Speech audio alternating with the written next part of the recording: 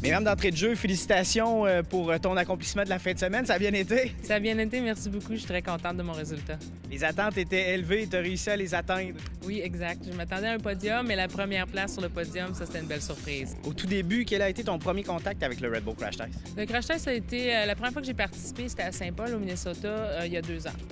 C'était la première fois que je me qualifiais pour une compétition. J'ai atteint la finale. Ils ont pris seulement 4 filles, en fait, pour participer à la finale du samedi soir.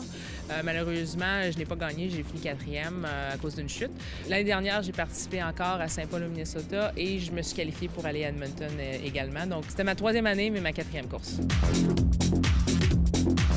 Ton premier contact avec le Crash Test a été du côté des États-Unis parce que tu es une fille de Québec installée là-bas depuis un bon bout de temps. Oui, ça fait environ 10 ans que je reste au Minnesota. En premier, j'étais à Duluth pour faire une carrière universitaire au hockey. Puis j'ai déménagé à Minneapolis pour le travail, ensuite en 2011. Et là, tu as pris la décision de venir participer à la toute première étape du circuit cette année à Québec. Bien, en fait, c'était sur invitation. Donc, l'organisation du Red Bull Crash Test m'a envoyé une invitation basée sur mes performances des années précédentes. C'est comme ça que je me suis retrouvée à Québec à participer devant les gens de Québec. Lors des premières pratiques, les premières qualifications, comment as-tu trouvé le circuit? Jeudi, on a eu une première introduction à la piste. Je dois dire que c'était une piste qui était très technique, très difficile, très rapide également. Avec la pluie, ça rend la piste ça a rendu la piste très, très glissante. Vendredi, on est retourné pratique. Là, j'avais un peu plus de préparation. Je connaissais un peu plus les obstacles, donc ça a mieux été vendredi.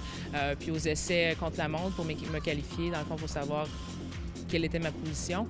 Ça a très bien été, je ne suis pas tombée, j'ai fini 2e, puis j'étais très contente avec ça. Samedi, j'ai fait quart de finale, demi-finale et la finale, donc 3 courses au total. On s'est pratiqué le matin, par exemple. J'ai eu le temps de descendre la piste environ 4 fois. Parlons de la grande finale, de ta dernière course. Le départ a été difficile, puis après ça, le scénario a changé.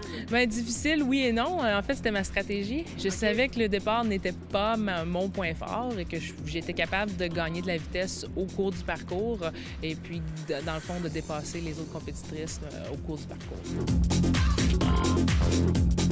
Dans le fond, je m'étais concentrée, je voulais rester debout sur mes patins parce qu'aussitôt que tu tombes, ça ne pardonne pas. Donc, je suis partie tranquillement comme j'avais fait mes qualifications, mes runs de pratique. Puis à ce moment-là, au premier point où on patinait en montant, c'est là que j'ai vraiment poussé. J'ai réussi à dépasser une personne.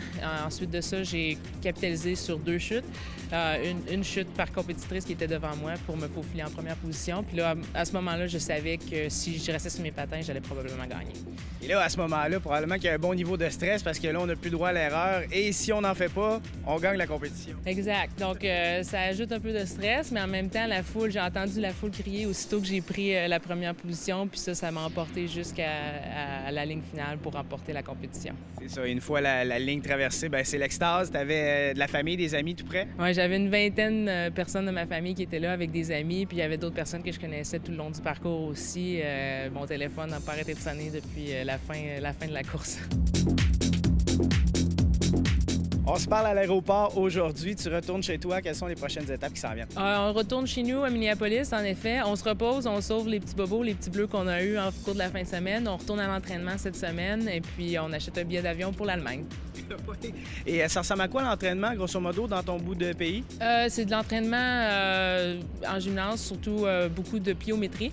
L'entraînement sur glace aussi. Au Minnesota, j'ai un entraîneur avec un tapis roulant avec de la glace synthétique. Donc, on se pratique beaucoup à patiner, puis il y a beaucoup d'inclinaisons. Donc, c'est pour ça que quand je dis j'ai vraiment poussé au moment où on se mettait à patiner en montée, ça m'a vraiment aidé cet entraînement-là. Donc, on va recommencer à faire ça cette semaine.